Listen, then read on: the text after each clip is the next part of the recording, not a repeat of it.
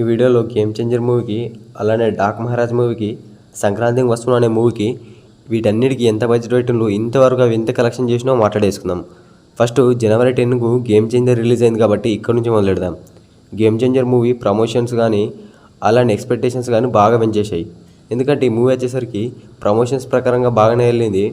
Second వచ్చేసరికి మరీ అంత ప్రమోషన్ చేయలేదు, చేయాల్సినంత చేసింది. ఇంకొక సెకండ్ విషయం ఏంటంటే ఈ మూవీకి రిలీజ్ అయినటువంటి ట్రైలరు అలానే టీజరు సరే సాంగ్స్ ప్రతి ఒక్కటి సూపర్గా ఉండేసరికి ప్రతి ఒక్కరు ఎక్స్పెక్టేషన్స్ బాగా పెంచుకున్నారు. ఎక్స్పెక్టేషన్స్ పెంచుకుంటే ఏమవుతుందంటే దానికి మించినట్టు సినిమా లేకపోతే ఖచ్చితంగా డిజాస్టర్ అవుతుంది.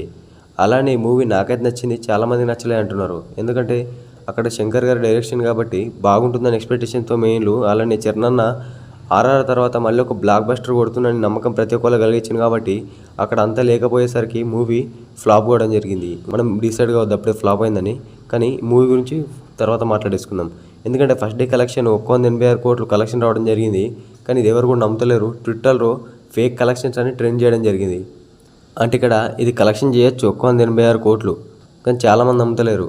ఎందుకంటే ఏ మూవీకైనా కానీ ఫస్ట్ డే ఎవరైనా ఎక్స్పెక్టేషన్తో వెళ్ళాలంటే ఫస్ట్ డే కలెక్షన్ చేస్తుంది. ఎందుకంటే వాళ్ళు చూసేదే ఫస్ట్ టైం కాబట్టి తర్వాత నాకు ఎవరికైనా కానీ బాగాలేదని చెప్తాను అనుకో.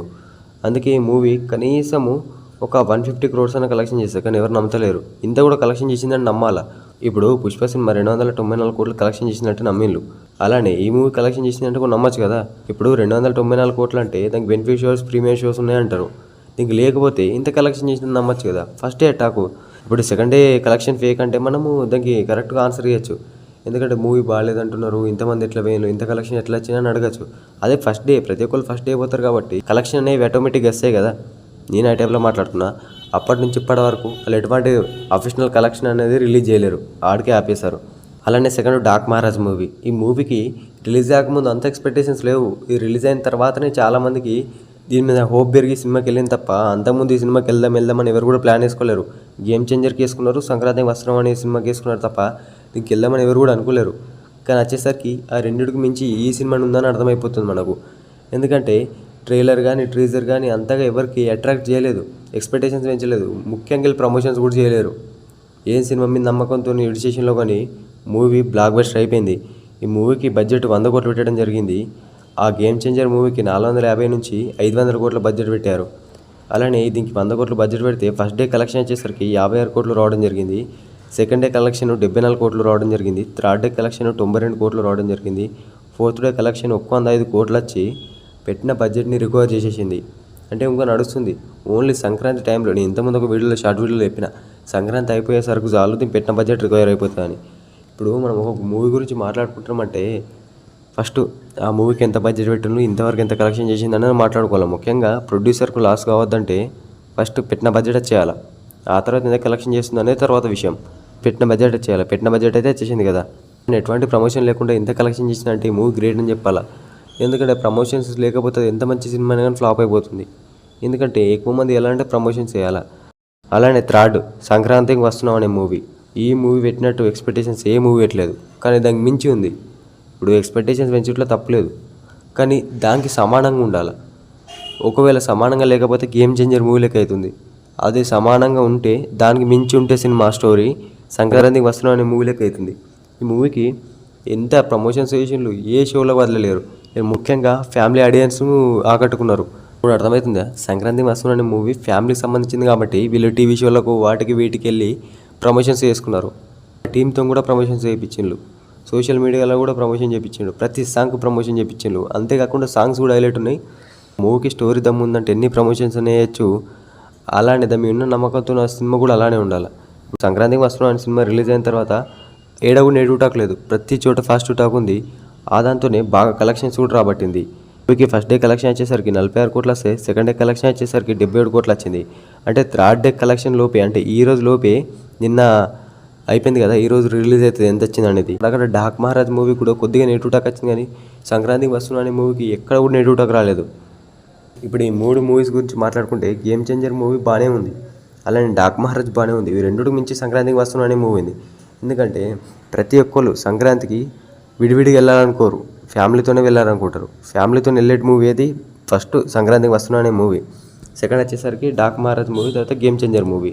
ఈ 3 కూడా అంత వల్గర్గా లేవు, అన్నీ సూపర్గా ఉన్నాయి. ఎక్కడ కూడా రొమాంటిక్ ఏమి ఉండేవి కానీ 3 ఫ్యామిలీతో వెళ్ళొచ్చు అనుకుంటే, ఎందుకంటే సంక్రాంతి రిలీజ్ చేస్తున్నట్టే మెయిన్గా ఫ్యామిలీ ఆడియన్స్ పట్టుకున్నందుకు. వీళ్ళు ముందు ప్లాన్తో వచ్చింది సంక్రాంతికి వస్తున్నాం గట్టి ఫిక్స్ అయ్యారు, సంక్రాంతికి సంబంధించిందే ఉంటుంది సినిమా స్టోరీ మొత్తం అంటే అందులో కొన్ని సీన్స్.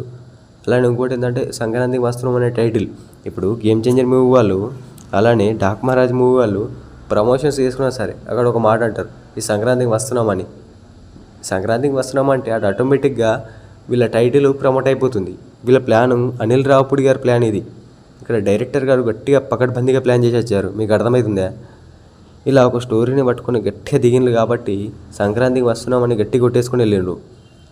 2018లో అనుకుంటా F2 సినిమా రిలీజ్ అయింది, గుర్తుందా? అప్పుడు కూడా సంక్రాంతికి వస్తున్నాం అనే సినిమా లాంటిదే F2 మూవీ ఫన్తో ఇచ్చి పడేసిండు. అప్పుడు కూడా 30 కోట్లు బడ్జెట్ పెడితే, 30 కోట్లు అంటున్నావు చూడు, 3 కోట్లు ఏమనుకుంటా బడ్జెట్ పెడితే కలెక్షన్ 30-40 కోట్లు వచ్చింది.